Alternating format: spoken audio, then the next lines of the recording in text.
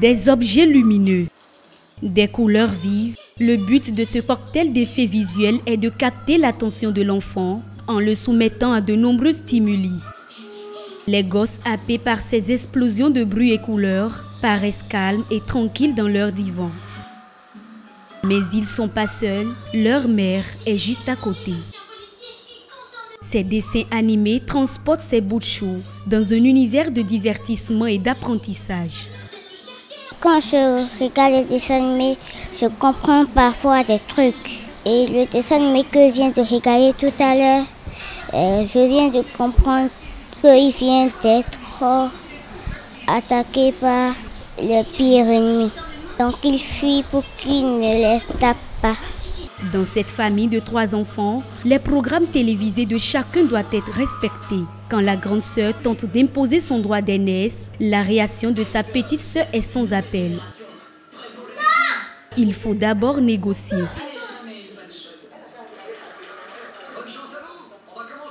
Si ici, les dessins animés sont maîtres des lieux, à côté sur la véranda, c'est plutôt les jeux vidéo qui mobilisent les attentions. Père et fils se mesurent manette en main. Mais avant, le fils apprend quelques notions de base à son père. Le battle peut maintenant commencer. Très tôt, le fils prend l'avantage et remporte la partie. Kabir Adjibadé travaille dans une entreprise de la place. Même s'il n'est pas un amateur de ces jeux, il n'en demeure pas moins un passionné. D'abord, toute la semaine, je suis au boulot, du matin jusqu'au soir. Ce n'est que le week-end pour me consacrer aux enfants. Donc, jouer avec les enfants, c'est une passion pour moi. Il faut maintenir l'équilibre.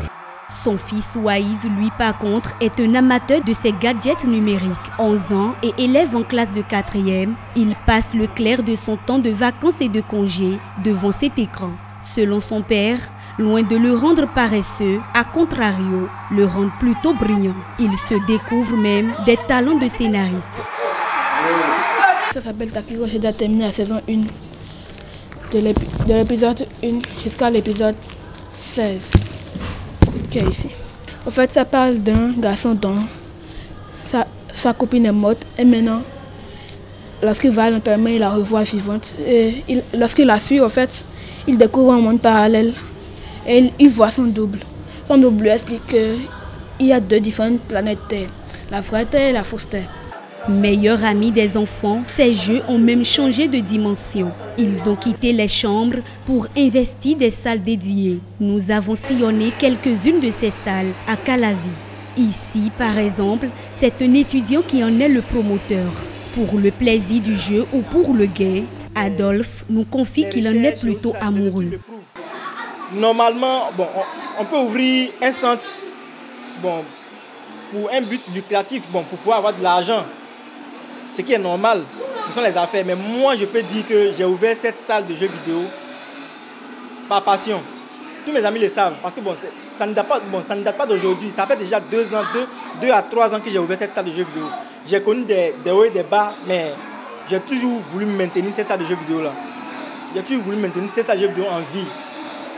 Pour le bonheur des uns et des autres, surtout des enfants, puisque les jeux vidéo, éduquent, ça cultive, ça fait beaucoup de choses. Les jeux vidéo et dessins animés ont-ils donc la possibilité, outre leurs aspects ludiques, de stimuler l'intelligence chez les personnes qui les pratiquent? Pour en avoir le cœur net, nous avons rencontré une spécialiste, docteur en sciences psychologiques de l'éducation. Même d'un adolescent et même des adultes, je pense que le volet ludique importe beaucoup. On apprend mieux par les jeux. Même quand on revient à la civilisation africaine, on apprenait beaucoup à travers les jeux, les comptines. Les enfants apprenaient à connaître le monde, à compter, à faire les mathématiques. Rien qu'à travers les comptines, les chants d'enfants, les jeux qu'on faisait, Adji, Agbaoui, il y a plein de jeux. Même s'ils stimulent l'intelligence, ils ne peuvent cependant pas remplacer les cahiers. Il faut modérer leurs utilisations et fréquentations, conseille la spécialiste. Pendant l'année scolaire, on peut limiter parce qu'il y a les activités scolaires à faire. Et puis on est très peu à la maison. mais on ne peut pas complètement, radicalement dire que l'enfant ne peut pas s'adonner à ces jeux pendant l'année scolaire. Ce n'est pas possible. Plus qu'un loisir pour adolescents, les jeux vidéo se sont imposés comme une nouvelle culture au grand public. En s'emparant des écrans et du temps, les jeux fabriquent des générations de consommateurs et influencent directement les comportements.